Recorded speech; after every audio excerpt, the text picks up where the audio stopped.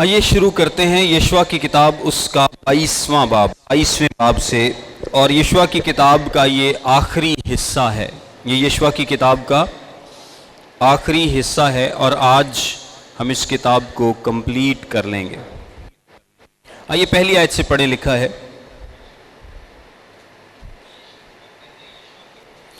اس وقت یشوع نے روبینیوں اور جدیوں اور منسی کے آدھے قبیلے کو بلا کر ان سے کہا کہ سب کچھ جو خداوند کے بندہ موسیٰ نے تم کو فرمایا تم نے مانا، اور جو کچھ میں نے تم کو حکم دیا اس میں تم نے میری بات مانی۔ تم نے اپنے بھائیوں کو اس مدت میں آج کے دن تک نہیں چھوڑا، بلکہ خداوند اپنے خدا کے حکم کی تاکید پر عمل کیا۔ اور اب خداوند تمہارے خدا نے تمہارے بھائیوں کو جیسا اس نے کہا تھا ان سے کہا تھا آرام بخشا ہے، سو تم اب لوٹ کر اپنے اپنے ڈیرے کو اپنی میراثی سرزمین میں جو خداوند کے بندہ موسیٰ نے یردن کے اس پار تم کو دی ہے چلے جاؤ۔ فقط اس فرمان اور شرع پر عمل کرنے کی نہایت احتیاط رکھنا جس کا حکم خداوند کے بندہ موسیٰ نے تم کو دیا، کہ تم خداوند اپنے خدا سے محبت رکھو اور اس کی سب راہوں پر چلو اور اس کے حکموں کو مانو اور اس سے لپٹے رہو، اور اپنے سارے دل اور اپنی ساری جان سے اس کی بندگی کرو۔ اور یشوع نے برکت دے کر ان کو رخصت کیا اور وہ اپنے اپنے ڈیرے کو چلے گئے۔ منسی کے آدھے قبیلے کو تو موسیٰ نے بسن میں میراث دی تھی، لیکن اس کے دوسرے آدھے کو یشوع نے ان کے بھائیوں کے درمیان یردن کے اس پار مغرب کی طرف حصہ دیا۔ اور جب یشوع نے ان کو رخصت کیا کہ اپنے اپنے ڈیرے کو جائیں، تو ان کو بھی برکت دے کر ان سے کہا کہ بڑی دولت اور بہت سے چوپائے اور چاندی اور سونا اور پیتل اور لوہا اور بہت سی پوشاک لے کر تم اپنے ڈیرے کو لوٹو، اپنے اپنے ڈیرے کو لوٹو، اور اپنے دشمنوں کے مال غنیمت کو اپنے بھائیوں کے ساتھ بانٹ لو۔ اب بنی روبن اور بنی جد اور منسی کا آدھا قبیلہ لوٹے، اور وہ بنی اسرائیل کے پاس سے سیلا سے جو ملک کنعان میں ہے روانہ ہوئے، تاکہ وہ اپنے میراثی ملک جلاد کو لوٹ جائیں، جس کے مالک وہ خداوند کے اس حکم کے مطابق ہوئے تھے جو اس نے موسیٰ کی معرفت دیا تھا۔ اس باب کے دو حصے ہیں۔ پہلا حصہ اس بات سے متعلقہ ہے کہ یشوع ان 2.5 قبیلوں کو واپس بھیج دیتا ہے، یعنی منسی کے آدھے قبیلے کو اور جد اور روبن کے قبیلے کو۔ اور ان قبیلوں کو کیا بولتے ہیں؟ مشرقی قبیلے۔ جس طرح تھا نا مشرقی اور مغربی پاکستان، اس طرح یہ مشرقی اسرائیل ہے، اور جو یردن دریائے یردن کے اس پار ہے مغرب کی جانب، اس کو کیا بولتے ہیں؟ مغربی اسرائیل یا مغربی قبائل۔ اور جو مشرقی اسرائیل تھا اس میں 2.5 قبیلے تھے، یعنی منسی کا قبیلہ آدھا تھا، آدھا اس طرف آدھا اس طرف، اور جد اور روبن کے اور باقی سارے قبائل جو تھے وہ مغرب کی جانب تھے۔ تقریباً 7 سال ہو چکے ان کو جنگ لڑتے ہوئے۔ کتنے سال؟ تقریباً 7 سال۔ 7 سال سے یہ اپنے بھائیوں کے ساتھ دوسرے قبائل کے ساتھ جنگ لڑنے میں محو ہیں، اور بہت سا حصہ اب ان کے قبضے میں آ چکا ہے، یعنی میجر کنعان پر ہم نے دیکھا کہ انہوں نے قبضہ کر لیا ہے، اور تقریباً 7 سال کا ان کو عرصہ لگا اس سارے قبضے میں۔ اب آگے انفرادی طور پر قبائل کی ذمہ داری تھی کہ وہ اپنی اپنی جگہ پر کیا کریں گے؟ قبضہ کریں گے، اپنی اپنی جگہ پر قبضہ، یعنی ان کو میراث بانٹ دی گئی اور ان کو بتا دیا گیا کہ یہ حد تمہاری ہے، یہ شہر تمہاری حدود میں ہیں، سو تم آگے بڑھو اور خداوند کی مدد سے تمام کنانیوں کو اس جگہ سے کیا کرو؟ نکال باہر کرو اور اپنی جگہ پر قبضہ کر لو۔ اب کیونکہ اسرائیلی بھی سستی کر رہے ہیں ذرا، تو وہ بہت عرصہ ان کو بھی نہیں روک سکتے، کیونکہ انہوں نے تو اپنی جگہ پر پہلے قبضہ کر لیا تھا۔ سو یشوع ان کو واپس بھیجتا ہے، یشوع ان کو واپس بھیجتا ہے۔ یشوع بھی اب کافی بوڑھا ہو چکا ہے، سو وہ ان کو کہتا ہے کہ تم واپس اپنی فیملیز میں جاؤ، واپس اپنے خاندانوں میں جاؤ۔ اور ان تمام سالوں میں ظاہری سی بات ہے کہ ان لوگوں نے اکٹھے جنگیں لڑی ہیں، اور جب بھی آپ میں سے اگر کوئی فوجی ہو، جتنے لوگ آن لائن بیٹھے ہیں یہاں سے بھی، تو وہ اس بانڈ کو سمجھ سکتا ہے کہ جب آپ اکٹھے جنگ لڑتے ہیں، اکٹھے محاذ پر ہوتے ہیں، اکٹھے کسی بھی مقصد پر ہوتے ہیں، تو ایک بانڈ ڈیولپ ہو جاتا ہے فوجیوں میں. اور اتنے سالوں کی جنگ، اتنے سالوں کی فتوحات، اور اتنا عرصہ تو ورلڈ وار بھی جاری نہیں تھی رہی جتنا عرصہ ان کی جنگ لمبی جاری رہی ہے، تو بہت زیادہ ایک بانڈنگ ڈیولپ ہو جاتی ہے اور جدا ہونا تھوڑا مشکل ہوتا ہے. لیکن پھر بھی ہم صرف امیجن کر سکتے ہیں کہ اس جگہ پر کیا سینز ہوں گے جب یشوع نے ان کو کہا کہ تم لوگ اب واپس چلے جاؤ، تم لوگ اب واپس چلے جاؤ.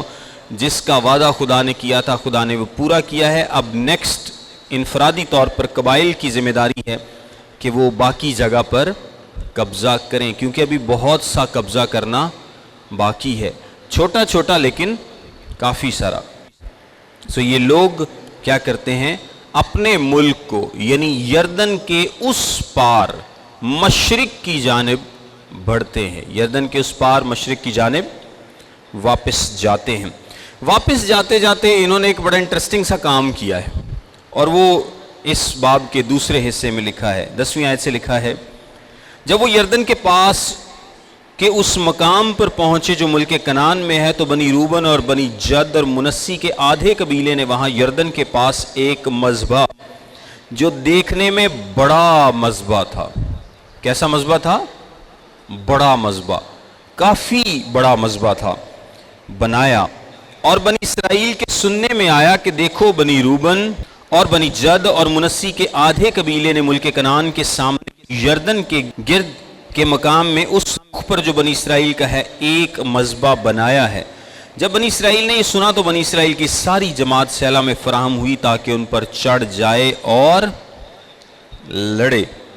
اچھا، یہاں پر ایک انٹرسٹنگ کام یہ ہوا کہ انہوں نے بالکل ایک ریپلیکا بنایا ہے. انہوں نے کیا کیا ہے؟ ایک ریپلیکا بنایا ہے. جس طرح جو اصل مذبح ہے بالکل اسی شیپ اور فارم کا ایک مذبح، لیکن بڑا مذبح. اصل مذبح جو تھا اسی طرح کا ایک مذبح بنایا، لیکن یہ کافی بڑا مذبح ہے. اور بنایا کس سائیڈ پر ہے؟ مغربی. ایک بڑا مذبح بنایا ہے، لیکن سائیڈ تو ان کی کون سی ہے؟ مشرق کی سائیڈ ہے، اور بیچ میں دریائے یردن ہے، اور ادھر مغرب کی سائیڈ ہے. انہوں نے مغرب کی سائیڈ پہ مذبح بنایا ہے. بنی اسرائیل کے 10 قبائل جس سائیڈ پر ہیں اس سائیڈ پر وہ مذبح بنایا ہے، اپنی سائیڈ پر نہیں.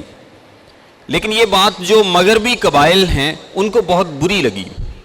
انہوں نے ڈیفینیٹلی یہ سوچا کہ پتہ نہیں یہ لوگ واپس جانے لگے ہیں تو کیا انہوں نے اپنے لیے ایک الگ سے مذبح تو نہیں بنا لیا کہ اس پر قربانی کی جا سکے، کیونکہ مذبح کا کیا مقصد ہوتا ہے؟ مذبح کا مقصد ہے قربانی کرنا. تو کیا یہ کسی اور خدا کے حضور قربانی کرنے جا رہے ہیں، یا کیا یہ یہوہ کے لیے ہی قربانی کرنے جا رہے ہیں؟ لیکن یہوہ کے لیے قربانی تو ہو ہی نہیں سکتی سوائے اس مذبح کے جس کو آتھرائز کیا گیا ہے. اس کے علاوہ کوئی اور مذبح نہیں بنایا جا سکتا. ان کا مقصد کیا ہے؟ ضرور ہے کہ ان 2.5 قبیلوں نے یا تو کسی اور خدا کے لیے مذبح بنایا ہے کہ یہ اس کو اپنا خدا مانے، یا انہوں نے یہوہ کے لیے ایک دوسرا مذبح بنا لیا ہے تاکہ یہ اس کی پرستش کریں. دونوں کیسز میں ان کی غیرت جو ہے وہ اس کو جوش آتا ہے، اور وہ کہتے ہیں کہ ہم ان سے جنگ کریں گے، ہم ان کو مار ڈالیں گے، ہم ان سے لڑیں گے، کیونکہ انہوں نے ایک گھنونا کام کیا ہے. انہوں نے ایک ایسا کام کیا ہے جو کہ خدا کے خلاف نہیں کرنا چاہیے تھا. اور بنی اسرائیل نے الیزر کاہن کے بیٹے فنہاس کو بنی روبن اور بنی جد اور منسی کے آدھے قبیلے کے پاس جو ملک جلاد میں تھے بھیجا. اچھا، ایک انہوں نے بڑا عقل مندانہ کام کیا جو کہ سب مسیحی لوگوں کو کرنا چاہیے کہ جب بھی کوئی اختلاف اٹھے تو آپ کو کیا کرنا چاہیے؟ بات چیت کرنی چاہیے. جب بھی کوئی اختلاف ہو، کوئی لڑائی جھگڑا ہو، کوئی ڈفرنس آف اوپینین ہو، یا آپ کسی بات کو سمجھ نہیں پا رہے یا کسی کے ایکشن کو سمجھ نہیں پا رہے، جس طرح کہ یہ لوگ ابھی تک تو اندازہ ہی لگا رہے ہیں نا کہ انہوں نے کیوں مذبح بنایا ہے. یا تو وہ کسی کی عبادت کرنا چاہتے ہیں یا قربانی کرنا چاہتے ہیں. تو ان کو پتہ نہیں ہے، لیکن یہ کیا کرتے ہیں کہ یہ اپنے لیڈرز کو ملک کے جلاد میں ان کے پاس بھیجتے ہیں تاکہ وہ جا کر ان سے کیا کریں، بات کریں، ان سے کیا کریں، بات کریں اور پوائنٹ کلیئر ہو. اور بنی اسرائیل کے قبیلوں میں سے ہر ایک کے آبائی خاندان سے ایک امیر کے حساب سے 10 امیر اس کے ساتھ کیے. ان میں سے ہر ایک 1000 در 1000 اسرائیلیوں میں اپنے آبائی خاندان کا سردار تھا. سو وہ بنی روبن اور بنی جد اور منسی کے آدھے قبیلے کے پاس ملک جلاد میں آئے اور ان سے کہا کہ خداوند کی ساری جماعت یہ کہتی ہے کہ تم نے اسرائیلیوں کے خدا سے یہ کیا سرکشی کی کہ آج کے دن خداوند کی پیروی سے برگشتہ ہو کر اپنے لیے ایک مذبح بنایا، اور آج کے دن تم خداوند سے باغی ہو گئے. کیا ہمارے لیے فغور کی بدکاری کچھ کم تھی جس سے ہم آج کے دن تک پاک نہیں ہوئے، اگرچہ خداوند کی جماعت میں وبا بھی آئی، کہ تم آج کے دن خداوند کی پیروی سے برگشتہ ہو؟ اور چونکہ تم آج خداوند سے باغی ہوتے ہو، اس لیے کل یہ ہوگا کہ اسرائیل کی ساری جماعت پر اس کا قہر نازل ہوگا. اور اگر تمہارا میراثی ملک ناپاک ہے تو تم خداوند کے میراثی ملک میں پار آ جاؤ جہاں خداوند کا مسکن ہے، اور ہمارے درمیان میراث لو. لیکن خداوند ہمارے خدا کے مذبح کے سوا اپنے لیے کوئی اور مذبح بنا کر نہ تو خداوند سے باغی ہو اور نہ ہم سے بغاوت کرو. کیا زارا کے بیٹے اکن کی خیانت کے سبب سے جو اس نے مخصوص کی ہوئی چیز میں کی اسرائیل کی ساری جماعت پر غضب نازل نہ ہوا؟ وہ شخص اکیلا ہی اپنی بدکاری میں ہلاک نہیں ہوا. یہاں تک انہوں نے اپنا مدعا بیان کیا ہے.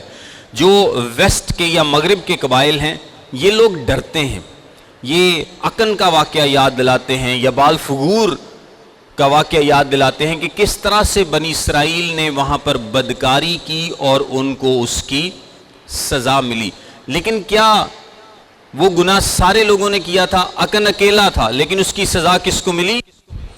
اسرائیل کو ملی، کیونکہ وہ شکست کھانے لگے.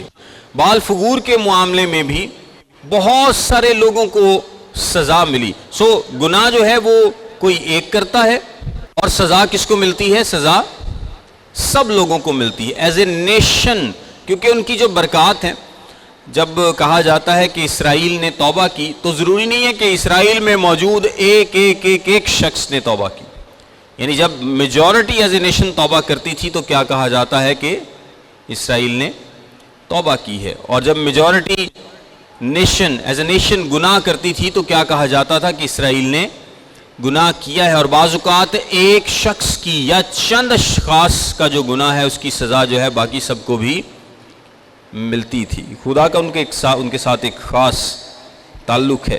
سو یہ لوگ ڈرتے ہیں اور یہ کہتے ہیں کہ یہ تم نے کیا کیا ہے، اور پھر یہ ان کو آفر بھی کراتے ہیں کہ اگر تمہارا ملک ناپاک ہے.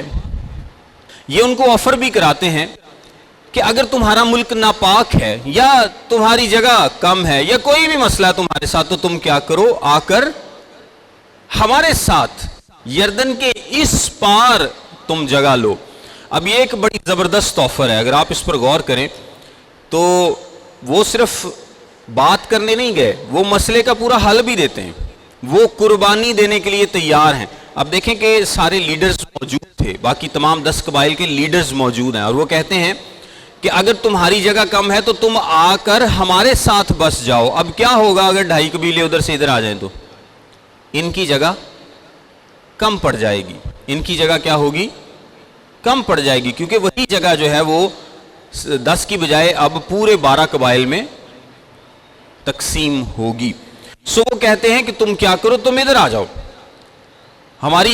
ہمارے ساتھ ادھر جگہ لے لو. یہ ایک بڑا زبردست واقعہ ہے. اور جب بھی آپ ریکنسیلیشن کرانا چاہیں، جب بھی آپ صلح کرانا چاہیں، جب بھی آپ اس ڈفرینس آف اوپینین کو ختم کرنا چاہیں تو اس میں صرف مشورہ نہیں ہونا چاہیے، بلکہ انسان کو ہمیشہ قربانی کے لیے تیار ہونا چاہیے، سلوشن دینا چاہیے. اگلے انسان کو کیا کرنا چاہیے؟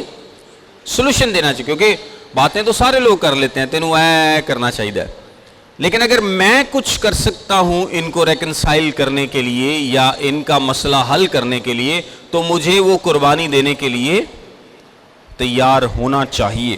سو وہ لوگ تیار تھے قربانی دینے کے لیے. لیکن بنی जद और बनी रूबन और मुनस्सी के आधे कबीले का मकसद कुछ और था। 21वीं आयत से लिखा है, तब बनी रूबन और बनी जद और मुनस्सी के आधे कबीले ने हजार दर हजार इसराइलियों के सरदारों को जवाब दिया कि खुदावन खुदाओं का खुदा जानता है और इसराइली भी जान लेंगे, अगर इसमें बगावत या खुदावन की मुखालफत है तो तू आज हमको जीता न छोड़। अगर हमने आज के दिन इसलिए ये मज़बा बनाया हो कि खुदावन से बरगश्ता हो जाएं या उस पर सोखनी कुर्बानी या नज़र की कुर्बानी या सलामती के ज़बीहे चढ़ाएं तो खुदावंद ही इसका हिसाब ले, बल्कि हमने इस ख्याल और गर्ज से ये किया कि कहीं आइंदा ज़माने में तुम्हारी औलाद हमारी औलाद से ये ना कहने लगे कि तुमको खुदावंद इसराइल के खुदा से क्या लेना है, क्योंकि खुदावंद ने तो हमारे और तुम्हारे दरमियान ए बनी रूबन और बनी जद यरदन को हद ठहराया है, सो खुदावंद में तुम्हारा कोई हिस्सा नहीं है। यूँ तुम्हारी औलाद हमारी औलाद से खुदावंद का खौफ छुड़वा देगी। इसलिए हमने कहा कि आओ हम अपने लिए एक मज़बा बनाना शुरू करें जो ना सोखनी कुर्बानी के लिए हो और ना ज़बीहे के लिए, बल्कि वो हमारे और तुम्हारे और हमारे बाद हमारी नस्लों के दरमियान गवाह ठहरे, ताकि हम खुदावंद के हजूर उसकी इबादत अपनी सोखनी कुर्बानी और अपने ज़बीहों और सलामती की हदियों से करें, और आइंदा ज़माने में तुम्हारी औलाद हमारी औलाद से कहने ना पाए कि खुदावंद में तुम्हारा कोई हिस्सा नहीं। इसलिए हमने कहा कि जब वो हमसे या हमारी औलाद से आइंदा ज़माने में यूँ कहेंगे तो हम उनको जवाब देंगे कि देखो खुदावंद के मज़बे का नमूना जिसे हमारे बाप दादा ने बनाया, ये न सोखनी कुर्बानी के लिए है न ज़बीहे के लिए, बल्कि ये हमारे और तुम्हारे दरमियान गवाह है। खुदा न करे कि हम खुदावंद से बागी हों और आज खुदावंद की पैरवी से बरगश्ता होकर खुदावंद अपने खुदा के मज़बा के सिवा जो उसके खैमे के सामने है सोखनी कुर्बानी और नज़र की कुर्बानी और ज़बीहे के लिए कोई और मज़बा बनाएं। अब उन्होंने पूरी रीज़न एक्सप्लेन की है, और एक इंटरेस्टिंग बात है कि वो उन्होंने मज़बा किस साइड पर बनाया है, मगरबी कबाइल की साइड पर, और वो खुद कहाँ पे, यरदन के पार हैं। और मज़बा इतना उन्होंने बड़ा बनाया है जो कि यरदन पार से उनको क्या होगा, नज़र आएगा। और उनके जवाब में सदाकत इसलिए भी है कि अगर उन्होंने कुर्बानी के लिए या किसी भी और मकसद के लिए मज़बा बनाया होता तो वो अपनी साइड पर बनाते, यरदन की अपनी साइड पर बनाते। उनका हिस्सा मशरिक में है और बाकी 10 कबाइल का हिस्सा मगरिब में है, और जो मज़बा है वो भी कहाँ पर बनाया गया है, मगरबी साइड पर बनाया गया है, यानी दरिया के इस पार। तो वो तो सारे दरिया के उस पार चले गए, तो मज़बा तो वहाँ पर बनाना चाहिए था अगर कुर्बानी के लिए होता, जहाँ पर कन्वीनियंट है आना जाना। तो दरिया को पार करके आना जाना कन्वीनियंट नहीं है, लिहाजा उनके जवाब में क्या है, सदाकत है। और वो कहते हैं कि हमने सिर्फ इसलिए एक रेप्लिका बनाया है कि कल को, ये उनकी सोच थी, ये कोई खुदावंद की तरफ से उनको हुक्म नहीं था, लेकिन उनकी एक सोच थी कि कल को हमारी औलाद और जो दूसरी साइड पर कबाइल हैं इनकी औलाद, ये आपस में, हमें तो पता है सारी बात का कि किस तरह से हमने इनका साथ दिया और सारी मतलब पूरी स्टोरी, लेकिन औलाद जो है कल को जब वो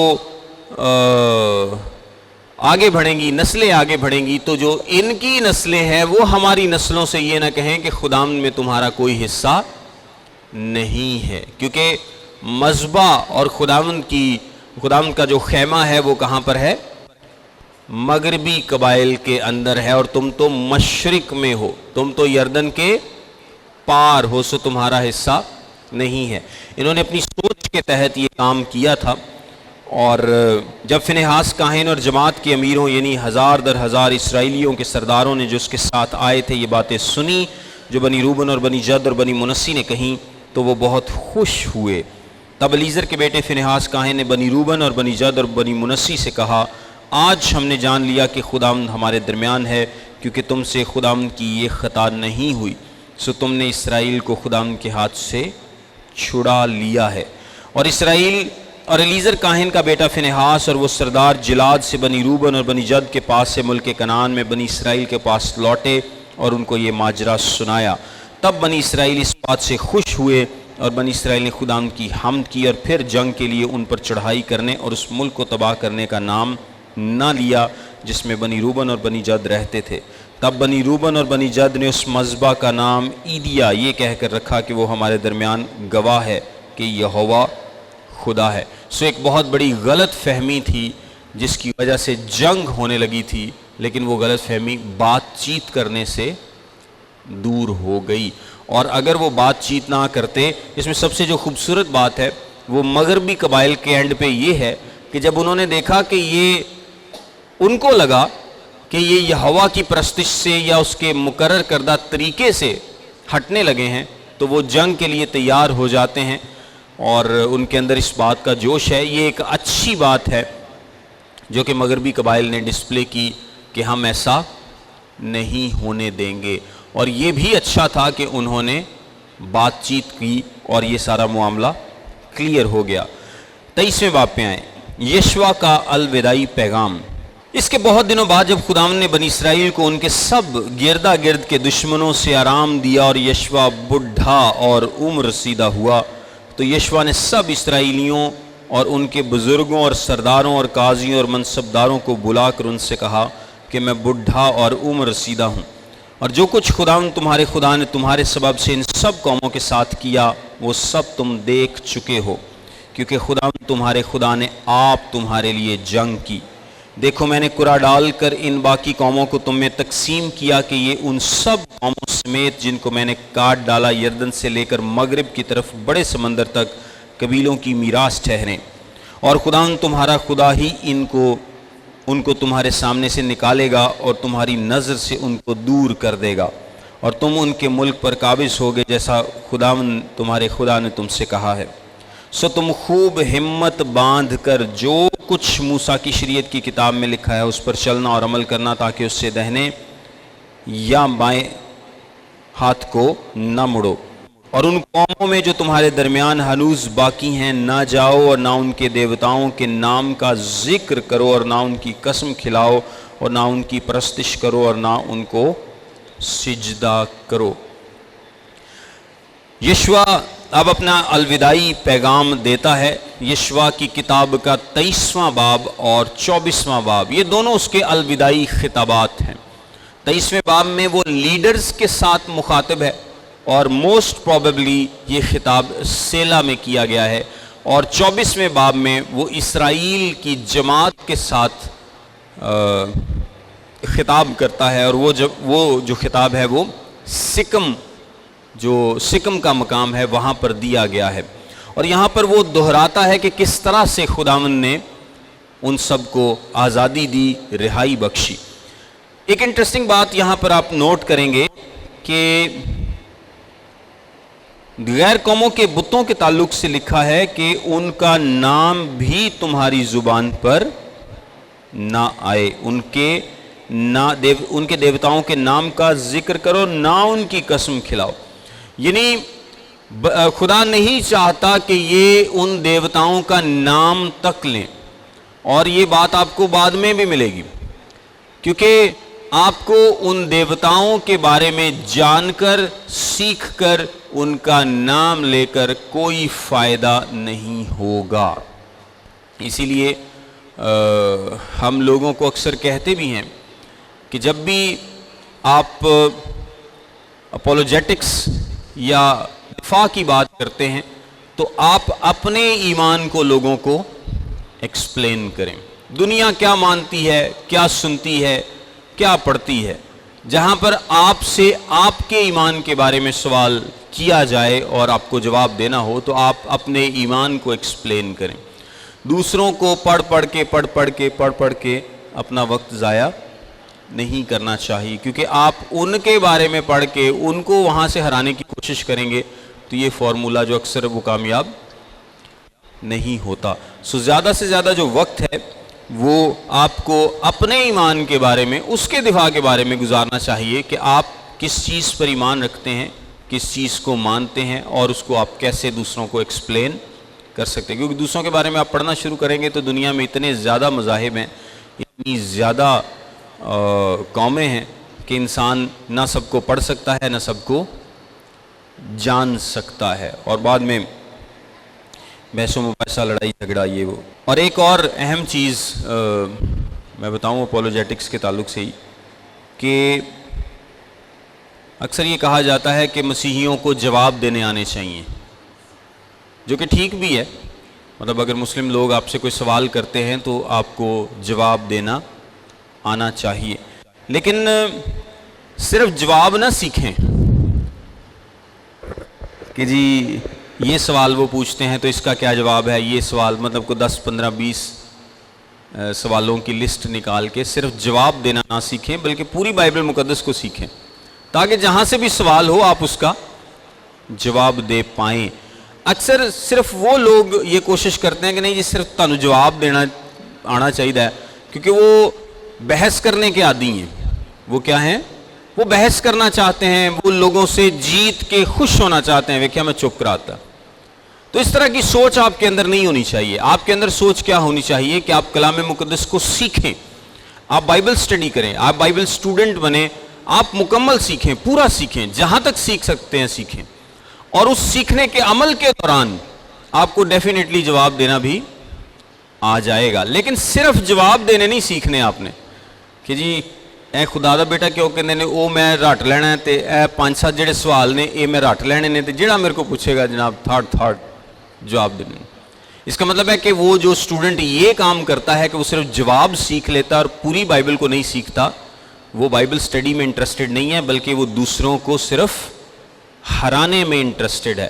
دوسروں کو ہرا کر اس کو تسکین ملے گی، یا لاجواب کر کے، یا جو بھی آپ سوچ لیں، اس کو تسکین ملے گی، اس کو اندر سے خوشی ہوگی. لیکن اصل خوشی یہ نہیں ہے کہ آپ نے کسی کو چپ کرا لیا.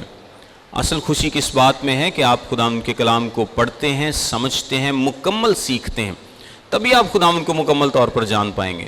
صرف جواب دینے آپ نے نہیں سیکھنے، بلکہ آپ نے مکمل کلام کو سیکھنا ہے، مکمل. اس لیے بائبل سٹڈی بہت ضروری ہے. چرچز میں ہر جگہ پر بائبل سٹڈی، باقاعدہ بائبل سٹڈی بہت ضروری ہے، پرانا عہد نیا عہد مکمل، تاکہ آپ ان تمام باتوں کو جان پائیں. کیونکہ خداوند نے بڑی بڑی اور زوراور قوموں کو تمہارے سامنے سے دفع کیا، بلکہ تمہارا یہ حال رہا کہ آج تک کوئی آدمی تمہارے سامنے ٹھہر نہ سکا. تمہارا ایک ایک مرد 1,000 کو رگیدے گا، کیونکہ خداوند تمہارا خدا ہی تمہارے لیے لڑتا ہے، جیسا اس نے تم سے کہا. پس تم خوب چوکسی کرو اور خداوند اپنے خدا سے محبت رکھو، ورنہ اگر تم کسی طرح برگشتہ ہو کر ان قوموں کے بقیے سے، یعنی ان سے جو تمہارے درمیان باقی ہیں، شیر و شکر ہو جاؤ اور ان کے ساتھ بیاہ شادی کرو اور ان سے ملو اور وہ تم سے ملیں، تو یقین جانو کہ خداوند تمہارا خدا پھر ان قوموں کو تمہارے سامنے سے دفع نہیں کرے گا، بلکہ تمہارے لیے جال اور پھندا اور تمہارے پہلوؤں کے لیے کوڑے اور تمہاری آنکھوں میں کانٹوں کی طرح ہوں گے، یہاں تک کہ تم اس اچھے ملک سے جسے خداوند تمہارے خدا نے تم کو دیا ہے نابود ہو جاؤ گے. اور دیکھو میں آج اسی راستے جانے والا ہوں جو سارے جہان کا ہے، اور تم خوب جانتے ہو کہ ان سب اچھی باتوں سے میں سے جو خداوند تمہارے خدا نے تمہارے حق میں کہیں ایک بات بھی نہ چھوٹی، سب تمہارے حق میں پوری ہوئیں اور ایک بھی ان میں سے رہ نہ گئی. سو ایسا ہوگا کہ جس طرح وہ سب بھلائیاں جن کا خداوند تمہارے خدا نے تم سے ذکر کیا تھا تمہارے آگے آئیں، اسی طرح خداوند سب برائیاں تم پر لائے گا، جب تک کہ اس اچھے ملک سے جو خداوند تمہارے خدا نے تم کو دیا ہے وہ تم کو نیست و نابود نہ کر ڈالے. جب تم خداوند اپنے خدا کے اس عہد کو جس کا حکم اس نے تم کو دیا توڑ ڈالو اور جا کر اور معبودوں کی پرستش کرنے اور ان کو سجدہ کرنے لگو، تو خداوند کا قہر تم پر بھڑکے گا اور تم اس اچھے ملک سے جو اس نے تم کو دیا ہے جلد ہلاک ہو جاؤ گے. یشوع نے یہ تمام باتیں ان کو کھل کر بیان کر دی ہیں کہ وہ یہ سمجھ جائیں کہ ایسا نہیں ہے کہ وہ کچھ بھی کرتے رہیں تو ان کو کوئی فرق نہیں پڑے گا، بلکہ اگر وہ خداوند کے حکموں پر عمل نہیں کریں گے تو جو سزا کنانیوں پر آئی ہے وہی سزا اسرائیل پر بھی آ سکتی ہے. 24ویں باب میں دیکھیں، پہلی آیت سے لکھا ہے، اس کے بعد یشوع نے اسرائیل کے سب قبیلوں کو سکم میں جمع کیا. سکم کا مقام تقریباً ان دو پہاڑوں کے درمیان ہے جہاں سے لعنت اور کوہ گرزیم اور کوہ بال، جہاں سے لعنت اور برکت پڑھی گئی تھی. اور اسرائیل کے بزرگوں اور سرداروں اور قاضی اور منصبداروں کو بلوایا اور وہ خداوند کے حضور حاضر ہوئے. اب ضروری نہیں کہ اسرائیل کا ایک ایک بچہ وہاں پر اس میدان میں موجود ہے، لیکن اس نے اوورال اسرائیل کو وہاں پر جمع کیا ہے. تب یشوع نے ان سب لوگوں سے کہا کہ خداوند اسرائیل کا خدا یوں فرماتا ہے کہ تمہارے آبا یعنی ابراہیم اور نحور کا باپ تارا وغیرہ قدیم زمانے میں بڑے دریا کے پار رہتے اور دوسرے معبودوں کی پرستش کرتے تھے۔ یہاں پر مقام کون سا ہے؟ سکم کا۔ کون سا؟ سکم کا۔ سکم کے مقام سے ریلیٹڈ بائبل مقدس میں کافی باتیں لکھی ہیں۔ پہلی بات بتائیں مجھے، ابراہیم سکم کے مقام پر آیا، پہلا واقعہ۔ اس کے بعد یعقوب سکم کے مقام پر آیا، وہاں پر کیا ہوا یعقوب کے ساتھ؟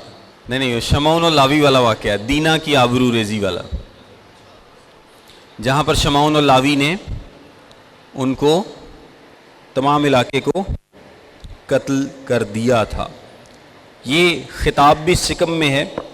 اور دوسری بات یہاں پر ابراہیم کا اس نے ذکر کیا ہے کہ ابراہیم اور نحور کا باپ تارا وغیرہ قدیم زمانے میں بڑے دریا کے پار رہتے اور دوسرے معبودوں کی پرستش کرتے تھے۔ ایک میں آپ کو روایت بتاتا ہوں، یہودی روایت ہے، شاید آپ لوگوں نے سنی ہو لیکن مسلمانوں سے سنی ہوگی۔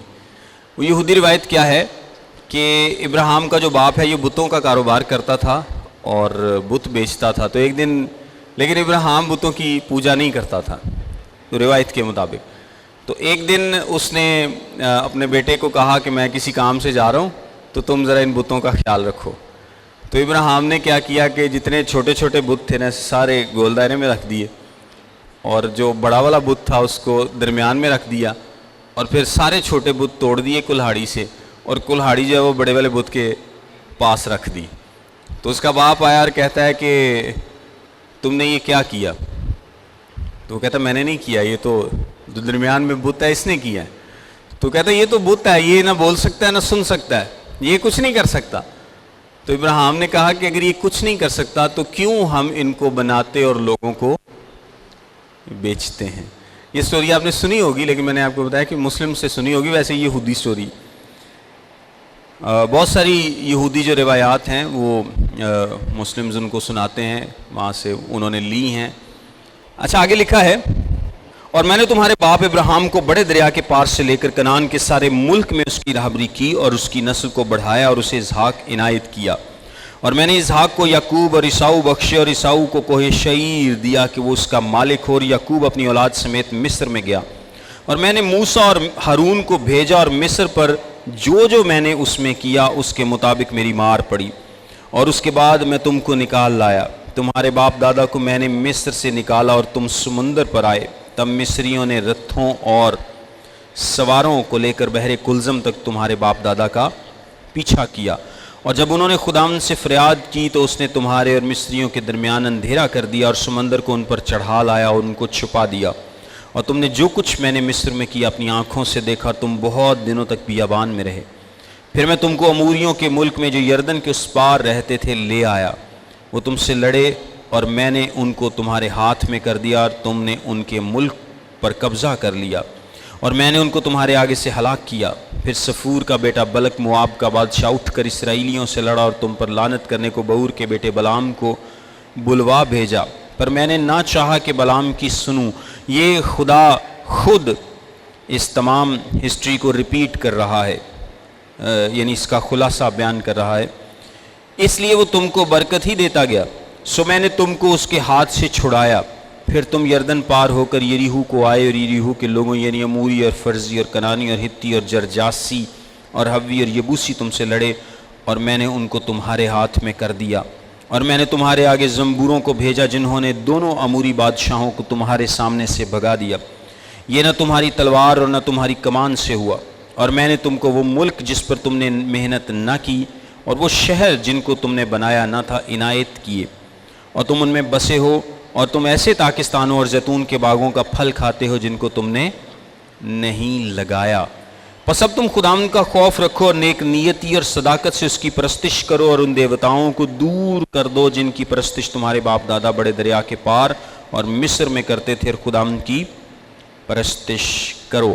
اچھا یہاں پر ابھی تک دیکھیں کہ یہ دیوتاؤں کا جو اثر ہے ان میں موجود ہے، اور وہ یہاں پر ابھی بھی ان کو کیا کہہ رہا ہے کہ ان دیوتاؤں کو کیا کرو، دور کر دو۔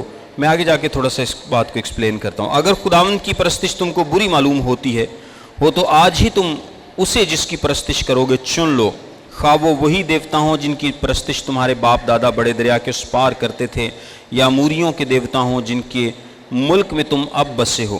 اب رہی میری اور میرے گھرانے کی بات، سو ہم تو خداوند کی پرستش کریں گے۔ یہاں پر 3 قسم کے دیوتاؤں کا ذکر کیا گیا ہے۔ ایک وہ دیوتا ہیں جو کہ جن کی پرستش باپ دادا کیا کرتے تھے، دوسرے وہ دیوتا ہیں جن کی پرستش ملک مصر میں کی جاتی تھی جب بنی اسرائیل وہاں پر رہتے تھے، اور تیسرے وہ دیوتا ہیں جو اس ملک میں ہیں جہاں پر یہ اب بسے ہیں۔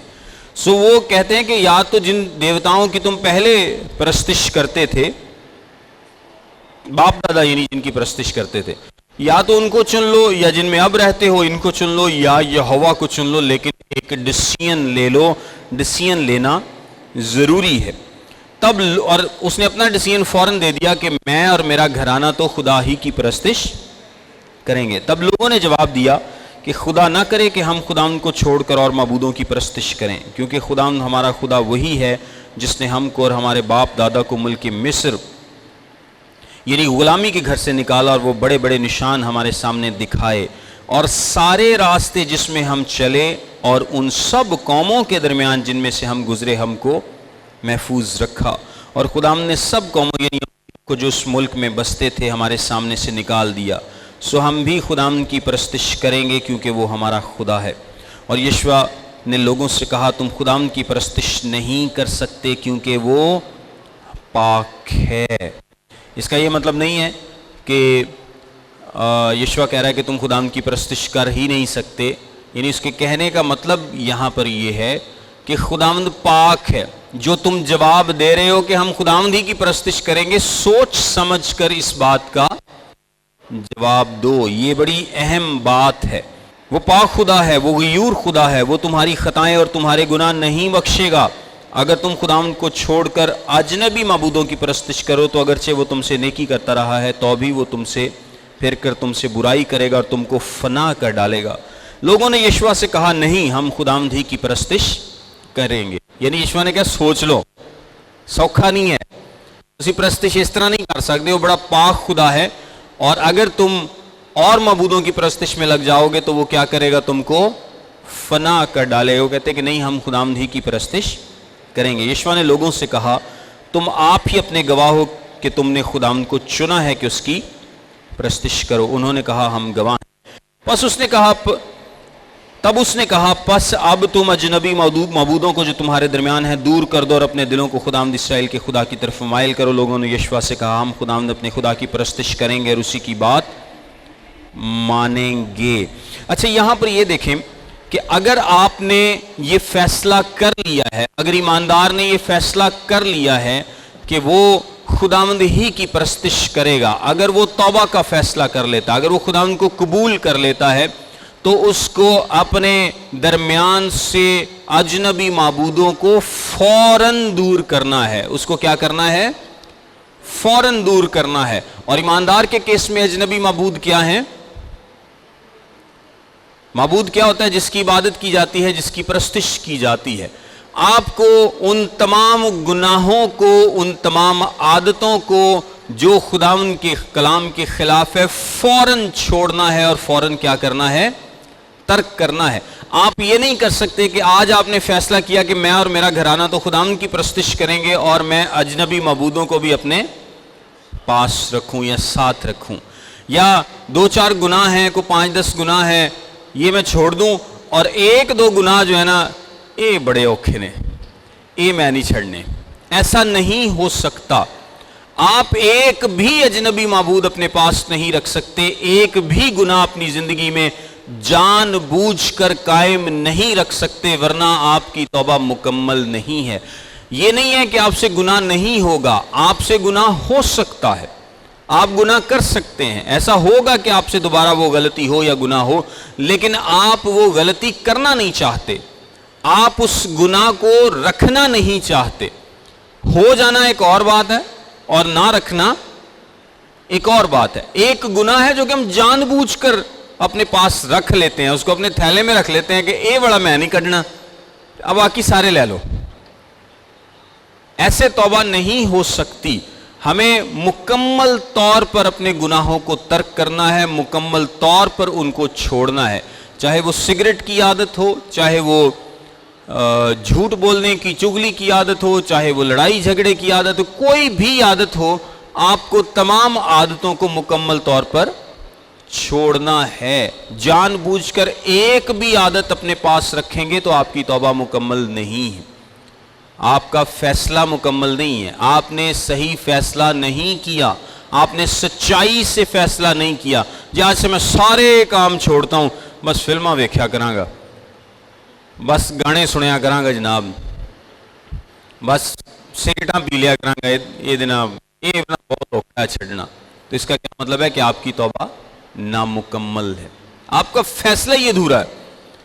اور توبہ سے ریلیٹڈ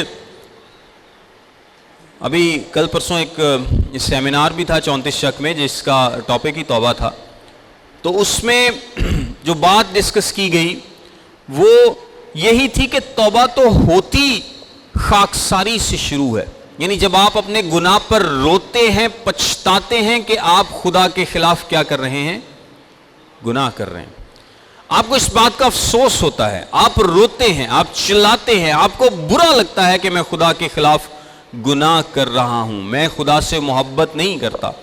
تو ایسا کیسے ہو سکتا ہے کہ رونے کے بعد، چلانے کے بعد، دکھ کرنے کے بعد، مورننگ کے بعد آپ ایک آدھا گناہ جو ہے اس کو پھر بھی پاس رکھ لیں؟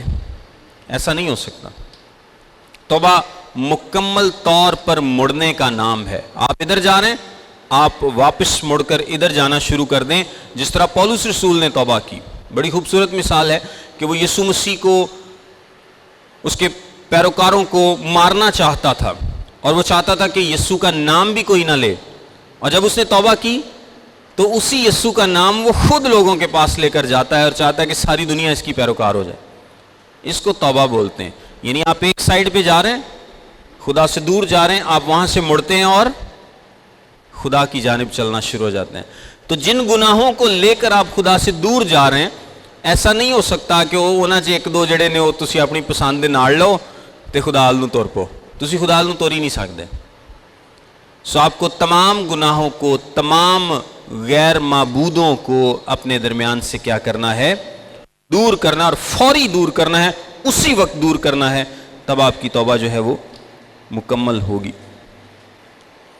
سو یشوع نے اسی روز لوگوں کے ساتھ عہد باندھا اور ان کے لیے سکم میں آئین اور قانون ٹھہرایا، اور خداوند نے یہ باتیں یشوع نے یہ باتیں خداوند کی شریعت کی کتاب میں لکھ دیں، اور ایک بڑا پتھر لے کر اسے وہیں اس بلوت کے درخت کے نیچے جو خداوند کے مقدس کے پاس تھا نصب کیا۔ اور یشوع نے سب لوگوں سے کہا کہ دیکھو یہ پتھر ہمارا گواہ رہے، کیونکہ اس نے خداوند کی سب باتیں جو اس نے ہم سے کہیں سنی ہیں، اسی لیے یہی تم پر گواہ رہے، تا نہ ہو کہ تم اپنے خدا کا انکار کر جاؤ۔ پھر یشوع نے لوگوں کو ان کی اپنی اپنی میراث کی طرف رخصت کیا۔ ایک تو اس نے اس پتھر کو گواہ کیا، اور دوسرا لوگ اس نے کہا کہ تم خود گواہ ہو۔ پہلے گواہ کون ہے؟ تم خود ہو۔ اور ان باتوں کے بعد یہ ہوا کہ نون کا بیٹا یشوع خداوند کا بندہ 110 برس کا ہو کر رحلت کر گیا، اور انہوں نے اسی کی میراث کی حد پر تمنت سرا میں جو افرایم کے کوہستانی ملک میں کوہ جاس کی شمال کی طرف ہے اسے دفن کیا۔ اور اسرائیلی خداوند کی پرستش یشوع کے جیتے جی اور ان بزرگوں کے جیتے جی کرتے رہے جو یشوع کے بعد زندہ رہے، اور خداوند کے سب کاموں سے جو اس نے اسرائیلیوں کے لیے کیے واقف تھے۔ یہ بھی ویسے بڑی خوبصورت بات ہے۔ ایک تو کوئی بہت بڑا اہتمام نہیں تھا جب یشوع کو دفنایا گیا، یہاں پہ نہیں لکھا، یا اسے وہ جب اس دنیا سے رخصت ہوتا ہے، اور ایک سادہ سیرمنی آپ کہہ لیں، اور اس کے بعد جو بات لکھی ہے کہ لوگ یشوع کے جیتے جی اور ان بزرگوں کے جیتے جی خدا ان کی پرستش کرتے رہے، یہ بھی بڑی خوبصورت بات ہے۔ خوبصورت اس سینس میں ہے، یہ نہیں کہ وہ بعد میں پھر گئے تو یہ اس لیے کوئی اچھی ہے، لیکن آپ کے جیتے جی، آپ کی اس دنیا کی میں موجودگی کے دوران اگر آپ کے آس پاس کے لوگ آپ کی زندگی سے متاثر ہو کر خداوند کا خوف آپ کی زندگی میں، اپنی زندگی میں رکھتے ہیں، تو یہ بہت خوبصورت بات ہے۔ آپ ایک باپ ہیں، اور اگر آپ کے جیتے جی بھی آپ کے بچے खुदावन के खौफ में ज़िंदगी गुजारते हैं, बाद में तो नहीं किसी ने देखा। या आप एक चर्च के पास्टर हैं और आपकी पास्टरशिप के दौरान या आपकी ज़िंदगी के दौरान आपका चर्च बेहतरीन खूबसूरत चलता रहा है और आपने अपनी तरफ से पूरी उन पर मेहनत की है और लोग खुदावन की परस्तिश भी करते हैं। फ्यूचर को तो किसी ने नहीं देखा, लेकिन ये भी एक बड़ी खूबसूरत बात है अगर आपके जीते जी आपके इर्द गिर्द के लोग खुदावन की परस्तिश करते रहें।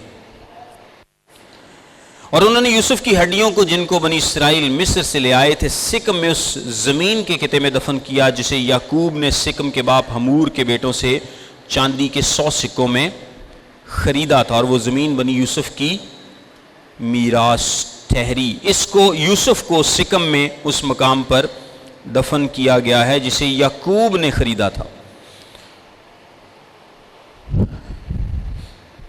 इब्राहिम ने नहीं। और हारून के बेटे एलीजर ने रहलत की और उन्होंने उसे उसके बेटे फिनेहास की पहाड़ी पर दफन किया जो इफ्राइम के कोहिस्तानी मुल्क में उसे दी गई थी। और एलीजर की वफ़ात के बाद अब समझ लें कि अगली नस्ल का यहाँ से काम शुरू हो जाएगा। और अगली किताब हमारे पास कौन सी है? कुज़ात की किताब। ये बड़ी ही इंटरेस्टिंग किताब है जिसको हम नेक्स्ट वीक से शुरू करेंगे, खुदावंद ने चाहा तो। खुदावंद आप सबके साथ हो और बड़ी बरकत दे। God bless you all.